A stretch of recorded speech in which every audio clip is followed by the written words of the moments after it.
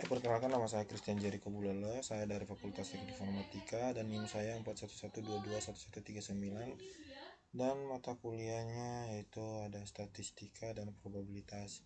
Jadi untuk jawaban nomor satunya yaitu gambarkan line chart menggunakan kertas milimeter. Jadi saya menggunakan kertas bukan milimeter sih ya. Jadi untuk jawaban bagian A-nya untuk menggambarkan usia Agnes di sini nih 39 sampai 74 dan frekuensinya 0 sampai 15 ya.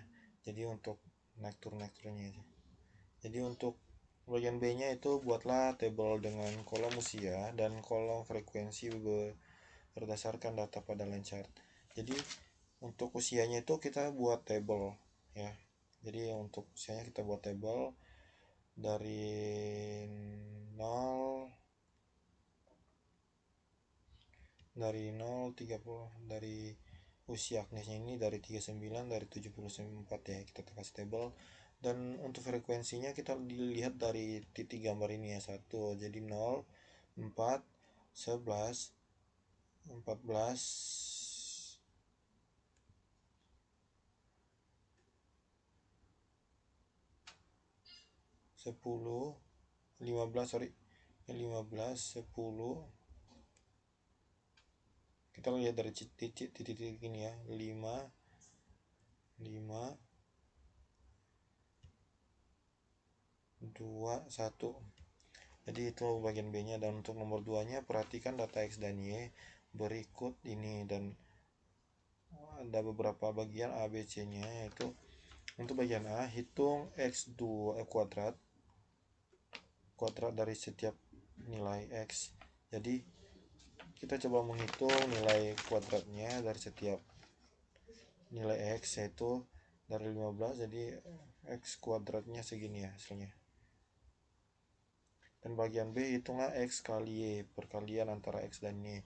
Jadi kita akan memperkalikan X, Y ya, jadi X ini kita coba perkali ini ya. Jadi 15 kali 32 yaitu 484. Jadi 7 kali 53 hasilnya 371. 11 51 hasilnya 561. Jadi seterusnya 889 712. Jadi untuk bagian C nya hitung dengan X kuadratnya dan Y. Jadi hasilnya di sini ini untuk pertambahan ya. Jadi karena untuk pertambahan di sini ada 15 tambah 7 dan seterusnya 8, hasilnya 93 dan 32 sampai 89 588 dan 200 dan ketiganya 225 sampai 64 1079 480 sampai 712 hasilnya 5320. Jadi untuk hasil akhirnya ataupun untuk totalnya dan hasilnya semua itu di 5320. Jadi untuk nomor 3 nya yaitu perhatikan data-data jumlah jam belajar siswa dan nilai ujian untuk mahasiswa Universitas Dian Nusantara. Jadi di sini kita tentukan nilai. Di sini kita tentukan nilai dari data di atas. Hitung EX dan EY. Dan di sini 2 tambah sampai 15 hasilnya 72, sama ya seperti bagian 2 bagian C-nya. Jadi pertambahan dulu 75. Jadi EY-nya 50 sampai 88 hasilnya 616.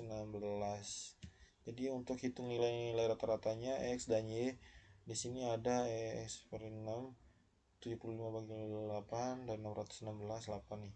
Jadi untuk hasil bagian X nya 375.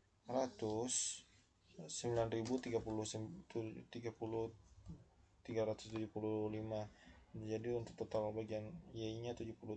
Rumus untuk mencari nilai A chat. Jadi ya, di sini ada A nya ya.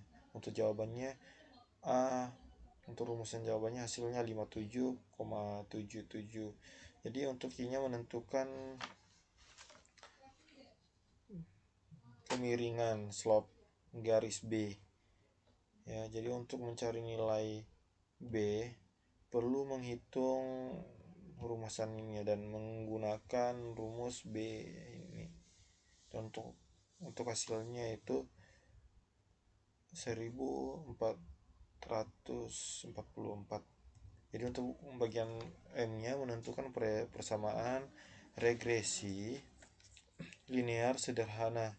Setelah mendapatkan nilai A dan B, kita dapat menyusun persamaan regresi linear sederhana dalam bentuk Y sama dengan A tambah BX. Jadi untuk hasilnya itu, untuk hasil Y-nya itu 57,77. Coba kita tambahin yang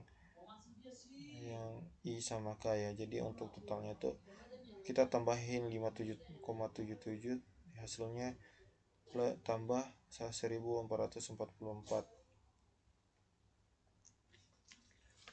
4x. Jadi untuk bagian N-nya, jadi untuk prediksi nilai ujian jika seorang siswa belajar selama 10 jam, nilai X 10 ke dalam persamaan regresi yang telah diperoleh pada langkah M. Jadi substitusinya itu ada X, Y, dan untuk X-nya 10 persamaan dan Y-nya 57,77 tambah 1444. Jadi 10 nih persamaan nih. Jadi untuk persamaannya ya. Dan untuk Y-nya sama. Jadi totalnya 72. Jadi untuk 57,77 ini tambah 1444, jadi totalnya 72.021. Dan untuk bagian O-nya coba kita gambarkan grafik regresi secara manual. Jadi grafik regresi linear ini kita lihat dari jam belajar vs nilai ujian. Jadi untuk nilai ujiannya jam belajarnya kita lihat dari sini nih ya. Jam belajarnya ada yang 2, 4, 6, 8, 10 sampai 14. Dan untuk nilai ujiannya yaitu kita lihat dari bawah, mulai dari bawah 50, 55 sampai 85. Jadi untuk data aktualnya yaitu ini ya, dia yang XX ini nih. Dan untuk data regresinya itu yang garis ini nih. Nah, jadi sumbu X dan Y dan penjelasannya itu sumbu X dan Y, dan untuk keduanya tanda titik data aktual 5, 2. Kalau ini 2 nih, 2 berarti untuk nilainya 2 jam, untuk nilainya 50 dan seterusnya sampai 15 nih, totalnya 88 untuk kasih nilainya. Jadi untuk 3 yaitu 57 Y 57,5777 tambah 1444 X. Jika X 2, Y hasilnya segini 60,66. Jadi jika X hasilnya segini 79,43. Jadi kita sampai ke nomor 4-nya. Jadi untuk nomor 4-nya, jika ada sebuah dadu standar yang memiliki 6 sisi nomor 1 hingga 6, jika sebuah dadu dilemparkan 1 kali, tentukan probabilitas terjadinya. Jadi untuk jawabannya itu bagian A mendapatkan angka genap. Jadi angka genap pada dadu adalah 2, 4, dan 6. Jadi jumlah angka genapnya itu 3. Jadi kita lihat dari angka genapnya ini itu ada 2, 4, dan 6-nya ya. Jadi ada 3. Jadi totalnya 3 angka genapnya. Jadi untuk rumusannya itu P dalam kurung genap jumlah angka genap per total kemungkinan. Jadi untuk hasilnya di sini 3/6 dan 1/2. Untuk jawabannya itu P dalam kurung genap, yaitu untuk jawabannya 1/2 ya.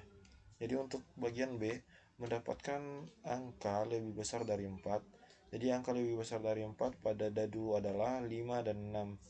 Jadi untuk penjumlahannya yaitu angka lebih besar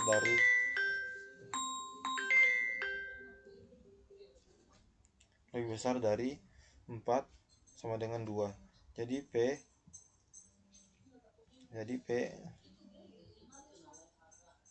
lebih kecil dari 4, jumlah angka 4 lebih ke 4, total kemungkinan 2/6 dan jawabannya 1/3 ya.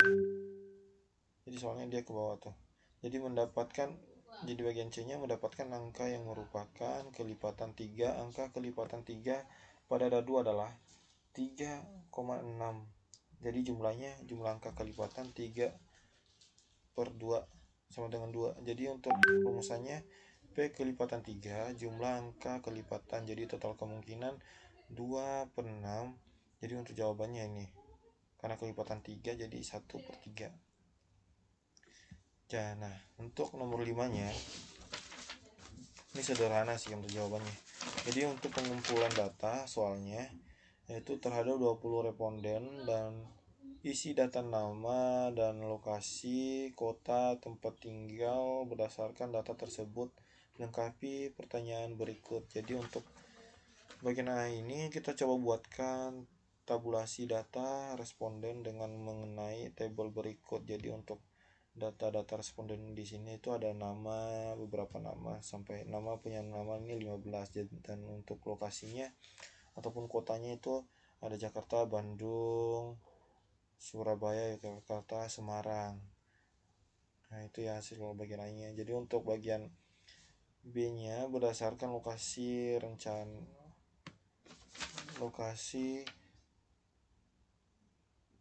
dan buatlah frekuensi data. Jadi untuk frekuensi datanya itu ya di sini juga ya. Jadi untuk nomor lokasinya itu, jadi kita lihat dari kotanya. Jadi ada kotanya, ada cuman 5 kota yang tertera di sini yang data responden ini. Jadi ada Jakarta, Bandung, Surabaya, Yogyakarta, Semarang. Karena kita lihat dari lokasinya ini cuman tertera hanya 5 lokasinya aja, 5 kotanya aja. Jadi untuk frekuensinya ada 4, 4, 3, 2, 2. Jadi untuk ini kita lihat dari lokasinya juga ya. Jadi untuk lokasinya ataupun kotanya ini kita lihat Jakarta ada 4. Coba kita hitung Jakarta ada 4, 1, 2, 3, 4 ya. Dia ada 4 Jakarta, dan untuk Bandung 4 juga. Jadi Bandung 1, Bandung 2, 3, 4. Nah jadi untuk Yogyakarta ada 2, ada 2 yaitu 1 dan 2. Dan untuk Surabaya ada 3 yaitu Surabaya 1, Surabaya 2 dan 3. Dan untuk Semarang 1. Kita dari atas dulu, 1, 2 Semarang yang paling bawah. Jadi demikian penjelasan jawaban saya atas soal-soal yang diberikan oleh Bapak Ibu guru, dan saya mengucapkan terima kasih dan perhatiannya atas suatu presentasi ini. Dan kalau misalnya ada kekurangan dan salah baca ataupun penjelasan saya ada yang kurang, mohon dimaklumin. Dan sekian presentasi saya pada malam hari ini. Saya mengucapkan terima kasih.